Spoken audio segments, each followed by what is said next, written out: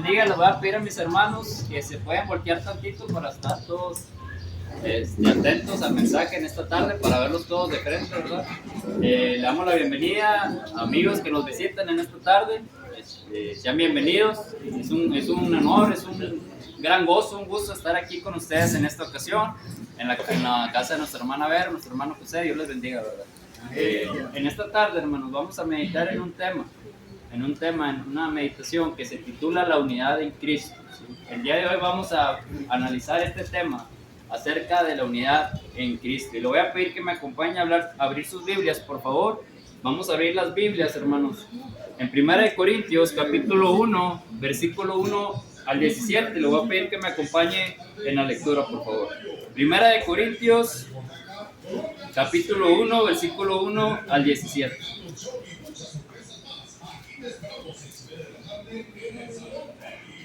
Dice de la siguiente manera: Pablo, llamado a ser apóstol de Jesucristo por la voluntad de Dios, y el hermano Sóstenes, a la iglesia de Dios que está en Corinto, a los santificados en Cristo Jesús, llamados a ser santos con todos los que en cualquier lugar invocan el nombre de nuestro Señor Jesucristo, Señor de ellos y nuestro. Gracia y paz a vosotros de Dios nuestro Padre y del Señor Jesucristo. Versículo 4. Gracias doy a mi Padre siempre por vosotros, por la gracia de Dios que os fue dada en Cristo Jesús, porque en todas las cosas fuisteis enriquecidos en Él, en toda palabra y en toda ciencia, así como el testimonio acerca de Cristo ha sido confirmado en vosotros, de tal manera que nada os falte en ningún don, esperando la manifestación de nuestro Señor Jesucristo. Versículo 8. El cual también os confirmará hasta el fin, para que seáis irreprensibles en el día de nuestro Señor Jesucristo. Fiel es Dios, por el cual fuisteis llamados a la comunión con su Hijo Jesucristo nuestro Señor. Os ruego, pues, hermanos, por el nombre de nuestro Señor Jesucristo, que habléis todos una misma cosa y que no haya entre vosotros divisiones, sino que estéis perfectamente unidos en una misma mente y en un mismo parecer. Versículo 11. Porque he sido informado acerca de vosotros, hermanos míos, por los de Cloé, que hay entre vosotros contiendas. Quiero decir que cada uno de vosotros dice: yo soy de Pablo, y yo de Apolos, y yo de Cefas, y yo de Cristo. ¿Acaso está dividido Cristo? ¿Fue crucificado Pablo por vosotros, o fuiste bautizados en el nombre de Pablo? Doy gracias a Dios de que a ninguno de vosotros he bautizado, sino a Crispo y a Gayo, para que ninguno diga que fuisteis bautizados en mi nombre. También bauticé a la familia de Estefanas. De los demás, no sé si he bautizado a algún otro. Y el versículo 17 dice, hermanos, pues no me envió Cristo a bautizar, sino a predicar el evangelio, no con sabiduría de palabras, para que no se haga vana la cruz de Cristo. Palabra de Dios, hermanos. Amén. En esta tarde vamos a meditar en este tema. ¿Cómo dijimos que se llamaba, hermanos? La unidad en Cristo. ¿Sí? Está basado en 1 Corintios, capítulo 1, versículo 1 al 17. ¿Por qué estar unidos, hermanos? ¿Por qué estar unidos? Vamos a meditar en estas preguntas. ¿Y cómo es que se logra la unidad? La unión hace la fuerza. La unión hace la fuerza. Amén. Ya me ganó el hermano. Ahí tiene la estrellita el hermano. Ya dio ahí una adelante. Actualmente en el mundo, vemos cómo en el mundo allá afuera, aquellos que trabajamos, que tenemos negocios, la unión es muy importante, ¿sí o no? La unión es bien importante porque, como lo dijo el hermano, la unión hace la fuerza, y esa es una realidad, ese es un hecho, es una realidad. Al igual que en el mundo religioso, busca la unidad sin estar de acuerdo. El mundo religioso allá afuera busca la unidad sin estar de acuerdo. Solo busca la unidad porque les gusta, ¿sí? Porque les gusta estar unidos. Muchos dicen, hermanos, que podemos estar unidos todos. Podemos estar unidos todos, siempre y cuando no se toque la doctrina. ¿Por qué? Porque vemos cómo allá afuera cada denominación sigue una doctrina diferente, ¿verdad? Una doctrina diferente. Entonces, es por eso que no podemos estar todos juntos, ¿verdad? Porque si no fuera así, si todos siguiéramos la misma doctrina, la sana doctrina, pues estaríamos todos juntos, ¿verdad? Fuéramos todos una misma iglesia, perteneciéramos al mismo cuerpo, ¿sí? ¿Por qué debemos de estar unidos? Porque dice el versículo 9, del versículo del 1 al 9, ahí en 1 Corintios, que porque el mismo Señor de ellos es el mismo Señor nuestro. El mismo Señor de ellos es el mismo Señor nuestro. Pablo hace énfasis en la frase Señor de ellos y Señor nuestro. Usted lo puede ver ahí en la lectura, en el versículo 2, 3, 7, 8 y 9. Sí, pero ¿cómo es que se logra la unidad? ¿Cómo se logra la unidad? Bueno, la unidad, hermanos, se logra todos hablando una misma cosa. ¿Sí? La unidad se logra hablando todos una misma cosa. Hablando todos una misma cosa, hermanos, es como vamos a poder unificar criterios. Si todos habláramos una misma cosa, es como todos vamos a poder unificar ideas. Sí, fíjese lo que dice Primera de Pedro 4:11. Dice, si alguno habla conforme a las palabras de Dios, hable conforme a las palabras de Dios. Si alguno ministre conforme al poder que Dios le da, para que en todo sea Dios glorificado por Jesucristo, a quien pertenecen la gloria y el imperio por los siglos de los siglos. Amén. ¿Sí? ¿Cómo más se logra la unidad? ¿Sí? La unidad se logra si nos limitamos a lo que dice la Biblia. ¿Sí? La unidad se logra limitándonos a lo que dice la Biblia. Y le voy a pedir que me apoyen aquí, hermanos, a participar. Le voy a pedir a un hermano que lea Primera de Reyes 22:14, hermano o hermana. Alguien busque Primera de Reyes 22:14. Alguien más busque Tito 2:1, por favor. Jonás 3:2. Ezequiel 2:7 y Colosenses 3:17. Por favor, vamos ahí a buscar estas citas, por favor. Si alguien tiene Primera de Reyes 22:14, si lo puede leer, por favor. Pero Micaías me respondió, tan cierto como que el Señor vive, solo diré lo que el Señor dijo. Muy bien, muchas gracias. Primera de Reyes 22:14 nos dice, lo que Jehová hablare, eso diré. Tito 2:1, ¿qué nos dice, hermano? Tito 2:1. ¿Alguien más? Pero tu palabra, lo que está de acuerdo con la sana doctrina. Es correcto. Muchas gracias. ¿Alguien más? Jonás 3:2.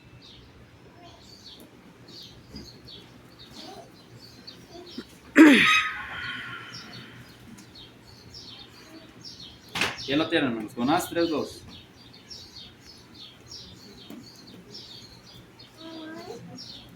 Levántate y ve a Nínive, aquella gran ciudad, y proclama en ella el mensaje que yo te diré. Que yo te diré, ¿verdad?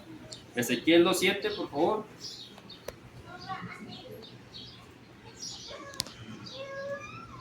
Ezequiel 2:7 y alguien más. Les hablarás pues mis palabras, escuchen o dejen de escuchar, porque son muy rebeldes. Muy bien, y Colosenses 3:17, por favor. Y todo lo que hacéis, sea de palabra o de hecho, hacedlo todo en el nombre del Señor Jesús, dando gracias a Dios Padre por medio de él. Muchas gracias, hermano. Estos versículos nos están dando ejemplos, ¿verdad? De lo que estaba diciendo Jehová a estas personas, ¿verdad? Dice Jonás 3:2, y proclama en ella el mensaje que yo te diré. Y todo lo que hacéis, sea de palabra o de hecho, hacedlo todo en el nombre del Señor Jesús. Entonces, ¿cómo podemos lograr la unidad, hermanos? Limitándonos a lo que dice la Biblia, solamente, ¿verdad? No es limitándonos a lo que dice el hombre, ¿sí? La unidad, hermanos y amigos, no se logra con el simple hecho de estar reunidos. Porque, por ejemplo, aquí podemos estar reunidos, pero no significa que estemos unidos, ¿sí? Una cosa es estar reunidos y otra cosa diferente es estar unidos. No podemos estar de acuerdo sin estar de acuerdo, ¿verdad que no?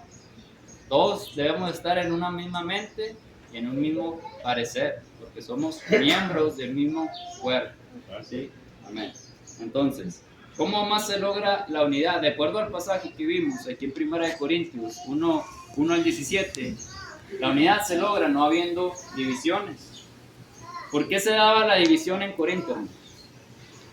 Alguien que quiera participar, ¿por qué se daba la división en Corinto?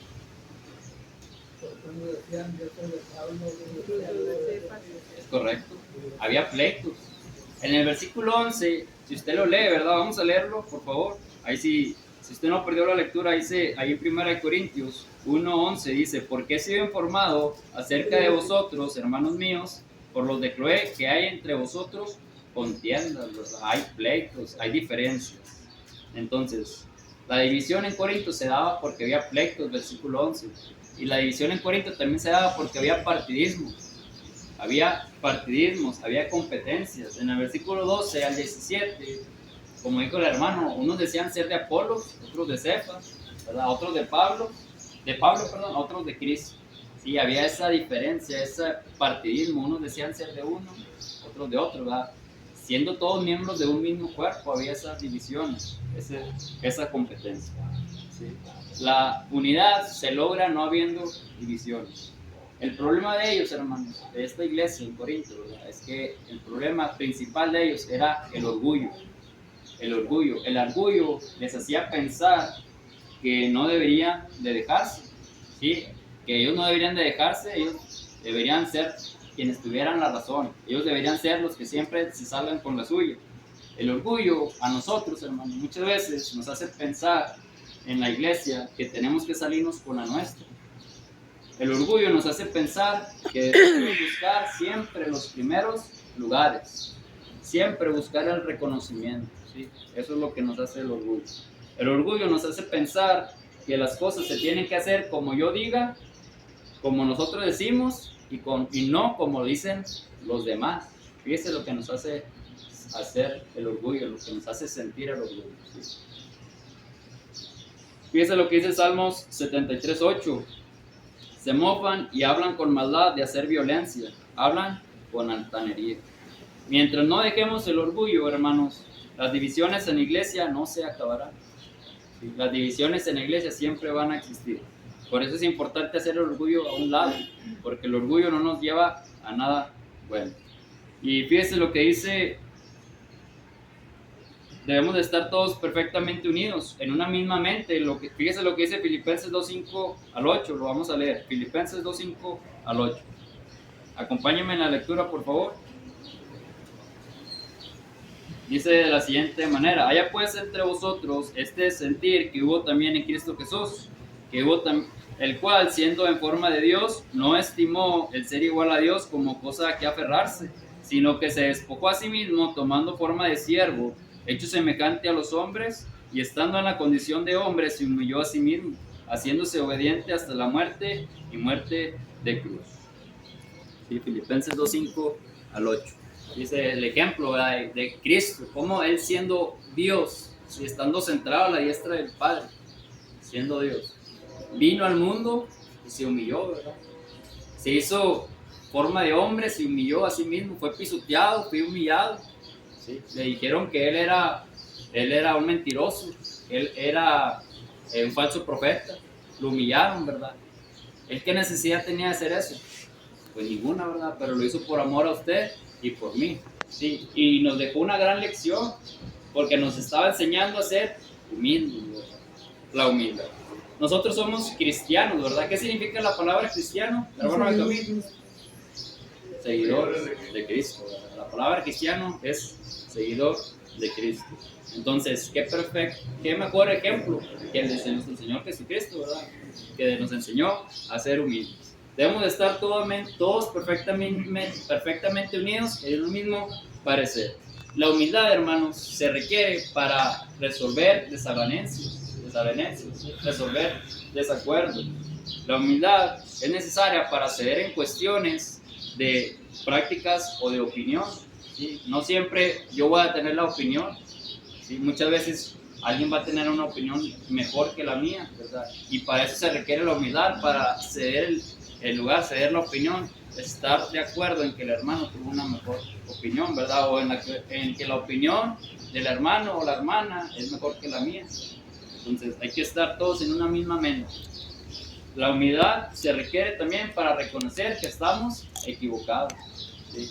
La palabra reconocer, hermanos y amigos, es una palabra perfecta, porque si usted la escribe al derecho y al revés, si usted la lee al derecho y al revés, reconocer es prácticamente lo mismo.